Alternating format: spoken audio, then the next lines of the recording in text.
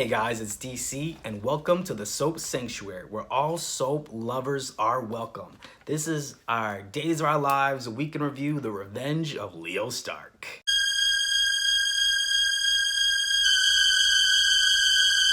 Oh my god, guys, I haven't done a day's review in I want to say almost close to 2 months, so it feels good to be back. It's about that time again to do a day's review. We got a lot of ground to cover.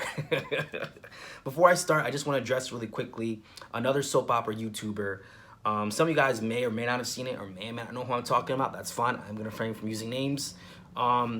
This soap opera YouTuber, she posted a video yesterday, I guess, of an incident that was going on. So what you could probably say was a domestic violence type incident on her YouTube. It was really tough for me to see that, honestly. I clicked on it thinking it was GH related at the time. You know, because I was just taking time off from clients at that time. I was like, let me just go on YouTube and hop on some lives and see what everyone's saying about the soaps. And that was really tough for me to watch, guys. That was pretty tough. When it comes to this YouTuber, like I said, I wasn't there. I don't know. I've only just heard snippets from the videos. I don't know what or what wasn't, you know, there, whatever, whatnot. I don't know her. She probably doesn't know who I am. But I feel like this is a soap YouTuber. She's really going through some things. It's very obvious. She shared her story with us for over the past year and a half. She's definitely a smart girl who is going places in life, and I don't say that about everybody. You know, most people are all going some places one way or another, but she's definitely going places, and I can tell she's in a season of hurting. And I really just pray for her that things work out for her, honestly. Now people say, I pray for you. And, you know, they go home, you know, they don't pray for you. They do everything about the sun but pray for you. I really did pray for her. I pray for Trump too, guys. That's a subject for another day. We're not going to go into that. I don't want to get into that. But I really, honestly, on a serious note, pray that she's doing all right. That was just a tough video for me to watch. I'm not going to lie. That, like, still to this day, that's, like, sitting with me. Like, seeing that video and hearing the screams and stuff that this other soap opera YouTuber, what she was going through. So I think the situation could have been handled differently. I think maybe she should have just left right away. Yeah, there's a lot of things I feel, but I also have learned not to judge people, because I've learned in life you judge people to the extent which you judge yourself. And I don't really judge people because I don't judge myself. And I'm a very trusting person because I first trust myself, if that makes sense. It was just really tough to see that. And I can imagine, like I said, the trauma for her child to be witness to that, and then also for her as well to have to experience that. I really hope that there is some type of resolution and peace that she could have, because I can tell she's going through a lot. I mean, I think she's a few years younger than me, but I really feel like she's a person who has a genuine heart, so I don't know her, but it's just the energy that I get when I watch her videos. You know, sometimes some people, they can say something and then you can really hear what the underlying meaning is. I'm not talking about with the defensiveness or with the trigger of the trauma, but you can hear something that's being said that they're not saying. And so that's part of that. And I wish her the best. Like, honestly, I really do. But that was tough for me to watch that, guys. That was tough. And I think some of you guys may have seen that video. I think she took it down since. That was tough for me to watch that. Oh my God. Like, that was tough, guys. And I'm really just wishing the best for her. And you know, I stand with her. I can see she's going through some tough times. Like, we all do. You know what I'm saying? So I'm praying that like, you know, I'm not going to say I hope she's okay. She's clearly not. Her eye was bruised. I saw that, too, afterwards when I saw the video, like, on that post. Wow. That was a lot. But we're just going to hope that she's doing all right. You know, I'm just addressing it because I think I have some of the same subscribers that she does. And I just really hope she's all right, because I honestly feel like she seems like a really, actually genuine person. But let's go ahead and just transition this along right to the review, guys. I'm going to go ahead and go into our Days of Our Lives review, The Revenge of Leo Stark.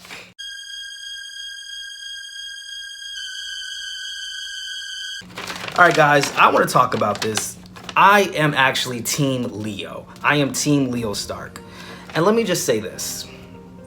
Sonny needs to mind the business that pays him. Whether that's Titan Industries, Demare Enterprises, the salary Will gets at his reporter job, mind the business that pays you, Mr. Kyriakis Horton.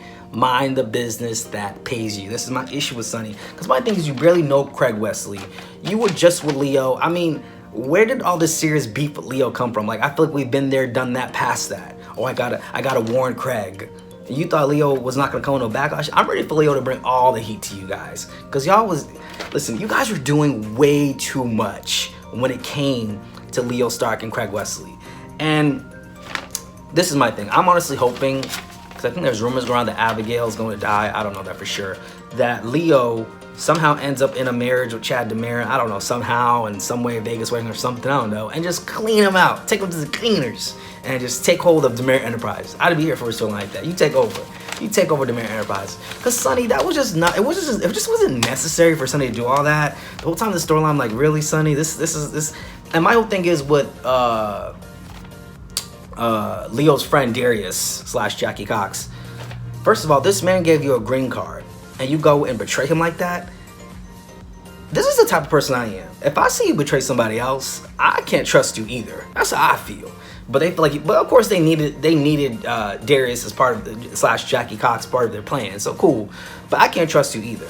And just because he didn't answer a phone call, you foiled the whole plan like that? That was stupid on Darius's part. And this man gave you a green card, so you just exposed yourself. Granted, this is soap world, but if this was real world, ICE, we all know what that means, immigration would have been on that ASS. Tell me I'm wrong, okay? All right, tell me I'm wrong. I want to move on very quickly, guys, to Gwen. I really hate dumb villains. Can I just say that? I really, really, really hate dumb villains. Where did she think this was gonna go? Like, how far did she think it was gonna go? You know what I mean? Like, Ava is definitely boy crazy, but she's a smart villain. Kristen DeMera was a villain, at least, who had an end game. The reason that she's on the run right now is because the charges after she stabbed Victor, which she did because she thought she lost her daughter Rachel. So I can get behind Kristen's pain. But Gwen, I just don't understand you, girl. Like, girl, I don't understand you. I really don't understand Gwen.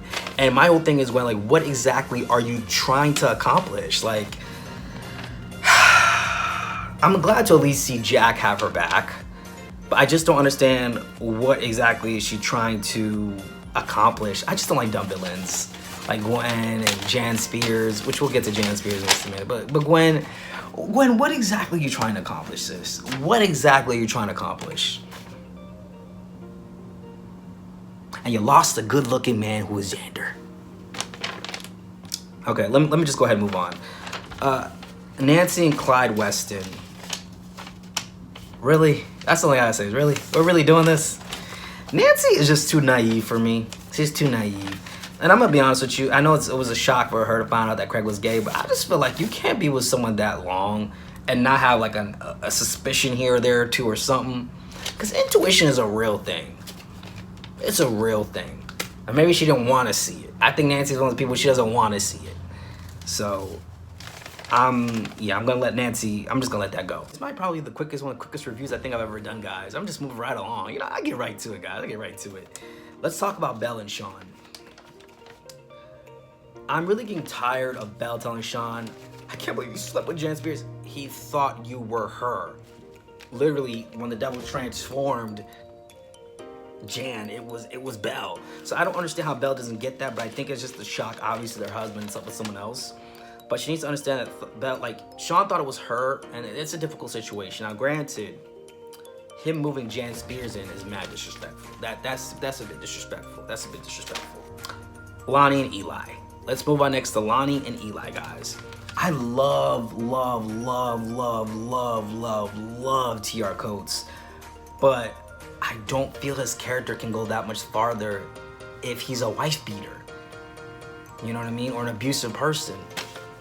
Unless, you know, if he dies and he has a twin somewhere floating in the atmosphere. That's the only thing I can see to redeem this.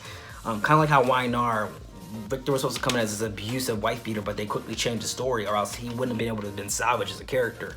I sense a whodunit is on the horizon for TR Coates. I sense a whodunit. I feel they're gonna bring him on, and he's gonna get killed off. And of course, you're gonna have your main characters: Lonnie, Eli, Paulina, Abe, you know, Julie. And you're gonna have some key characters, so he's gonna piss everybody in town off to where they're gonna want him dead. But he's gonna be, I think he's Days' new Peter August. He's getting ready to be Days' new Peter August. Yeah, that's what I'm seeing. But you know, I wanna say honestly, the storyline with Paulina, Abe, Eli, Lonnie, Tiara Coates, and Tiara Coates' ex-girlfriend. I forget her name. I don't know why, but I'm forgetting it.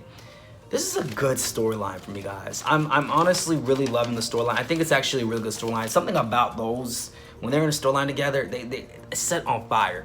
This is why we need people of color in soaps. They make something different on canvas. You know what I'm saying? No, I'm really here for it. I'm really here for it. Quick aside, I was really happy to see Nancy comfort Craig, and Craig's like, I'm moving back to Salem. Of course you are. Of course you're moving back to Salem. And honestly, I felt for Leo. Leo just wanted to be loved, guys. He just wanted to be loved. I don't think Leo's a bad guy. I'm sorry, but I don't think he's a bad guy. I don't think he's a bad guy. You know what I mean? And Sonny, you deserve everything you get at this point, and then some. Maybe Sonny does have feelings for Leo Stark. Maybe he felt slighted because of the way they ended up. I wouldn't be surprised, you know what I mean? And the last thing I want to get to is the possession storyline. I'm really over it. I don't care who gets possessed next week. I don't care if the toaster oven gets possessed. The toaster oven gets possessed next week. If the window gets possessed next week. I'm just over this storyline, and I just really want it to end. It was cool in the beginning, but it's been dragged on long enough. Ron, we love you, but let's just end this storyline, please. Please, Ron, please, Ron, please. Ron, end this storyline, please. I beg of thee, I beg of thee, I beg of thee. End this storyline, Ron. End it, end it, end it. I don't like it anymore.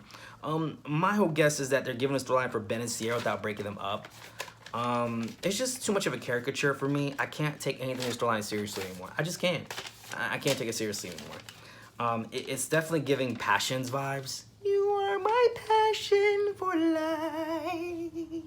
Breathe in, breathe out. You keep me alive. You are the fire burning inside of me. You are my passion for life.